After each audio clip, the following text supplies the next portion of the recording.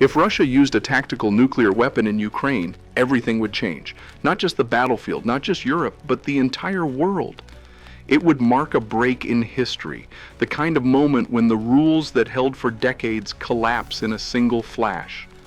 A nuclear detonation in war for the first time since 1945 would not be a local event. It would be the beginning of a new era, one where every alliance, every economy, and every family must face questions they hoped would never return. Before we go any further, let's be clear about what this video is and what it is not. We are not predicting the future, and we are not suggesting that Russia is about to use nuclear weapons tomorrow. This is not about fear, and it is not about hype. It is about information, perspective, and awareness. Because in the world we live in today, nothing can be ruled out. That means we need to think through even the darkest scenarios with a cold head. This is not sensationalism. It is an exercise in analysis, a way to understand what such an action would mean, how different actors might respond, and what the consequences would look like. Being prepared does not mean having a perfect plan to guarantee survival. It means being informed, being aware, and not being caught by surprise. In this video, we will look at what a tactical nuclear weapon really is, what would happen if one was used on the battlefield, how the world would react, the impossible choices the United States would face, and how the shockwaves would reach into the daily lives of American families.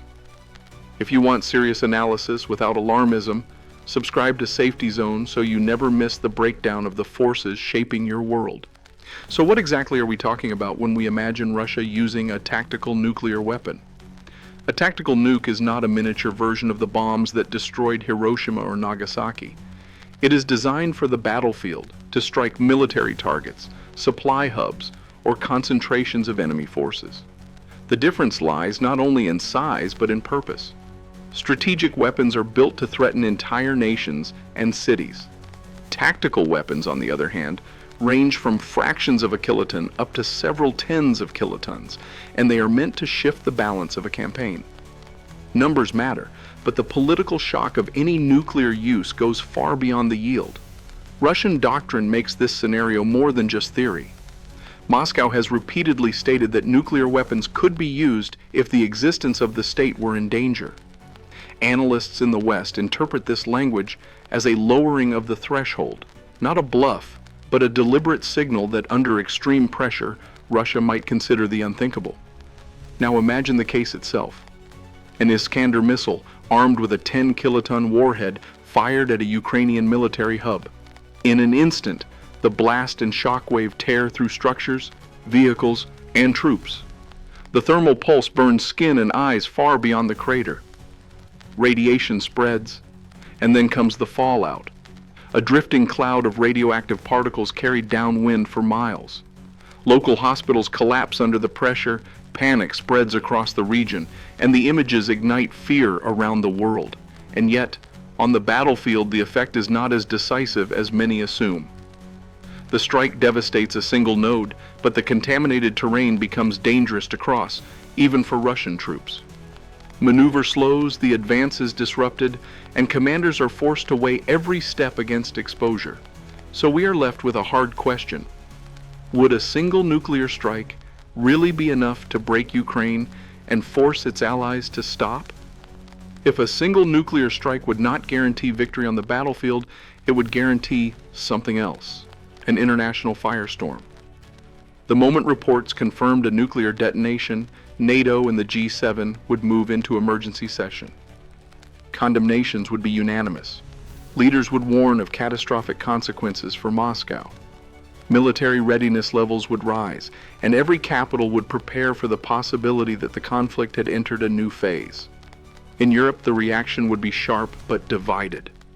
Some governments, especially those closest to Russia, would demand absolute firmness, pushing for direct military retaliation.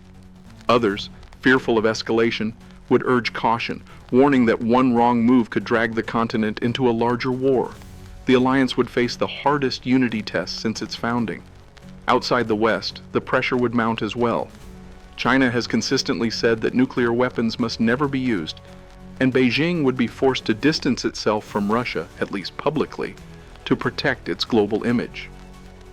India, which has balanced carefully between Moscow and Washington, would be under enormous pressure to condemn. Even countries that tried to stay neutral would struggle to justify silence in the face of a nuclear strike. Step by step, Russia would move from being a difficult partner to a pariah. The war in Ukraine would no longer be just a regional fight. It would be framed as a global challenge to the basic rules of civilization. But the consequences would not stay in the halls of diplomacy or in statements from leaders. They would arrive quickly, directly, and painfully into American homes. From the world's reaction, all eyes would turn to one capital above all: Washington. No other country carries the same weight in NATO, and no other government would be asked to set the tone of the response. The pressure would be immediate, and the expectation clear. The United States would have to act. The problem is that action is not a single path. It is a choice between three directions, each one carrying enormous risks. The first option is decisive and immediate, a massive conventional response designed to punish Moscow for crossing the nuclear threshold. In practical terms, this could mean precision strikes on the units and platforms directly responsible for the nuclear launch, such as the missile brigades operating Iskander systems, the air bases that provided support, or the command and control centers that authorized the strike. Washington could also target Russian naval assets in the Black Sea or military facilities in occupied territories. The purpose would be clear: to impose a cost so severe that Russia understands any nuclear use will bring devastating retaliation.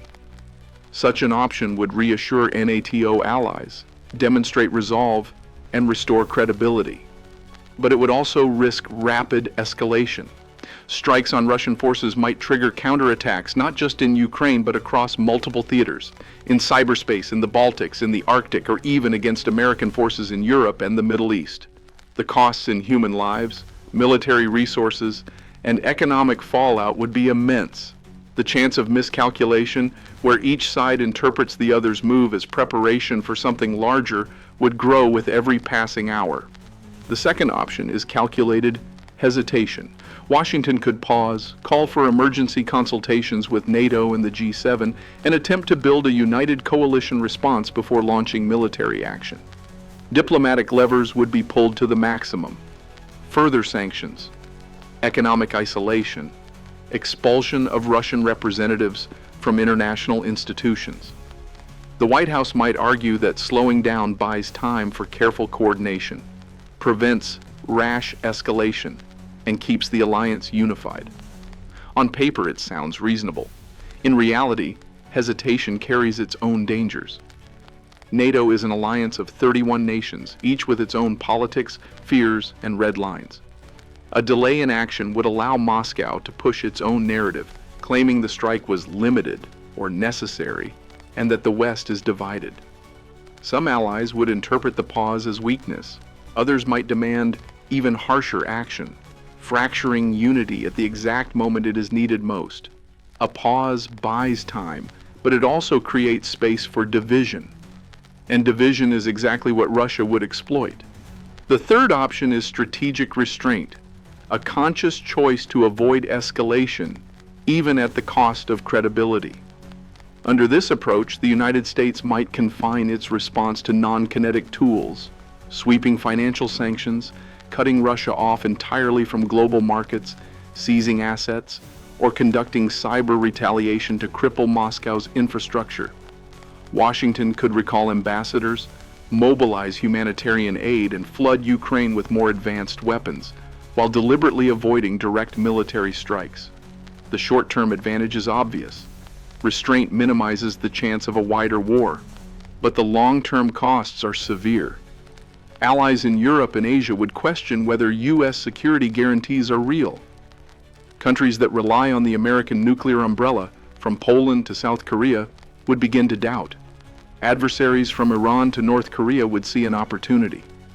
And Russia itself, if left unpunished for breaking the nuclear taboo, might be tempted to try again. Strategic restraint buys time and avoids escalation, but it risks the collapse of deterrence over the long run. Every option comes with massive costs. A massive strike risks widening the war into multiple theaters. Calculated hesitation risks fracturing the alliance. Strategic restraint risks the erosion of U.S. credibility worldwide. There is no clean choice, no perfect move. Each path carries dangers that would shape not just the war in Ukraine, but the entire global order. This is not the first time American leaders have faced impossible nuclear dilemmas. In October 1962, during the Cuban Missile Crisis, President Kennedy had to choose between military strikes that could trigger World War III and a naval blockade that looked weak but bought time for negotiation. In 1991, during the Gulf War, the United States warned Saddam Hussein that any chemical strike would bring devastating consequences, though the exact form of retaliation was deliberately left vague. The lesson from history is that ambiguity can buy time, but it can also invite risk. Now, in a new nuclear test, the stakes are even higher. The difference is that this time, the strike would already have happened. The taboo would already be broken. And once that line is crossed, every action or inaction by Washington will send signals not just to Moscow, but to Beijing, to Tehran, to Pyongyang, and to every capital calculating whether nuclear deterrence is still real. So the question becomes both personal and political, strategic and human at the same time. What price would Washington be willing to pay to preserve deterrence? And what price are Americans themselves prepared to accept in defense of a global order that has kept nuclear weapons unused for almost 80 years? Tying the American dilemma to reality, the shockwaves would not stop in Washington. They would ripple through markets, networks, and ordinary life across the United States. Markets would move first. Stock indexes would tumble as investors priced the risk of a wider war. Oil and gas prices would spike, driven by fears of supply disruptions and sanctions on Russian energy. That would show up quickly at the pump and in household budgets. Supply chains already strained by earlier crises would feel new pressure, and sectors dependent on just-in-time deliveries would face immediate bottlenecks. At the same time, the cyber front would flare. We should expect coordinated Russian cyber operations aimed at financial institutions, energy grids, and critical infrastructure. Attacks that slow or disable banking services, scramble utility control systems, or disrupt logistics networks would magnify the shock of the strike without requiring a single additional bomb. For U.S. cities and companies, the immediate effect could be outages, banking slowdowns, and cascading failures that take days or weeks to fully resolve. Socially, the psychological impact would be heavy. Families with loved ones in uniform would confront the possibility of longer deployments and combat tours. Veterans who lived through Cold War drills would face a painful déjà vu. Public anxiety would rise, fueling political pressure on leaders to act decisively. That pressure shapes policy as much as military logic does. Now, the hardest and most uncomfortable question. If Washington elected a hard, kinetic response, would Moscow answer by striking American soil with a nuclear weapon? The short and sober answer is this. A direct Russian nuclear strike on the U.S. homeland is possible in theory, but in practice it is extremely unlikely because it would cross a threshold that risks all-out strategic nuclear exchange. What is more plausible, and what planners fear most, is a calibrated Russian reaction that seeks to punish or deter without triggering mutual annihilation. That could mean attacks on U.S. forces and bases in and around Europe, strikes on Allied infrastructure, precision hits on maritime forces such as carrier strike groups, and intensified cyber and electronic warfare against U.S. networks. Those moves can inflict real damage, test U.S. resolve, and frighten publics without immediately triggering a full strategic exchange. So the question for every American becomes personal and practical. Are you prepared to accept the economic pain, the cyber risk, and the social strain that come with defending global order? Would you accept those sacrifices to keep deterrence credible? Or would you prefer restraint to reduce immediate danger, even if it costs long-term influence? Carrying forward from the shock inside the United States, we reach the most dangerous layer of all, the ladder of escalation. A single tactical strike would not be the end of the story. It would be the first rung. The next steps are already mapped into Russian and NATO playbooks. Moscow could follow with nuclear signaling, putting strategic bombers on patrol with visible payloads, moving ballistic missile submarines into new positions, or conducting additional low-yield detonations as demonstrations of resolve. Each action is meant to warn the West that another step higher is always possible. Washington and its allies would respond in kind. Bomber flights across Europe, ballistic missile submarines surfacing in unusual locations, missile defense batteries deployed to frontline states. Every signal adds to deterrence, but also adds to the chance of miscalculation. A radar glitch, a misread alert, a cyber intrusion disguised as a launch warning, any of these could transform a controlled standoff into a catastrophic chain reaction. This is why escalation theory has haunted strategists for decades. A response that is too strong risks triggering Moscow into another step upward. A response that is too weak risks convincing Moscow that escalation works. In both cases, the balance is unstable, and the margin for error is thin. And that brings us to the most difficult question of all, the one that cuts through doctrines and scenarios. How real is nuclear deterrence today? Coming out of the escalation ladder, the final question is not only what happens next, but what would drive Russia to take such a catastrophic step in the first place? What conditions could push Moscow from nuclear rhetoric into nuclear use? Would it be a total collapse of its conventional forces, a direct NATO intervention on Ukrainian soil, or a belief inside the Kremlin that a single strike could break Western unity and end the war on Russian terms? These are the triggers analysts debate, and they matter because they tell us how close or far we might be from the brink. But even if the trigger remains uncertain, the consequences are clear.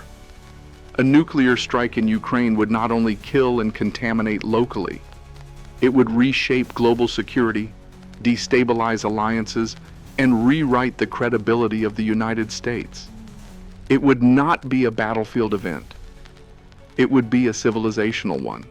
The real impact would not be in the crater, but in the decisions that America and the world would have to make the day after. So the question becomes not just strategic but personal. If Moscow crossed that line, would you want Washington to answer with full force, risking escalation but defending deterrence? Or would you prefer restraint, accepting the price of reduced credibility to avoid a wider war? What price are you willing to see America pay to prevent the nuclear shadow from spreading further? And if you found this analysis valuable, remember that the most important decisions of our time are not taken only in government buildings, but also in the conversations people like you are willing to have. Tell us what you think in the comments and subscribe to Safety Zone so you never miss the next breakdown of the forces shaping your world.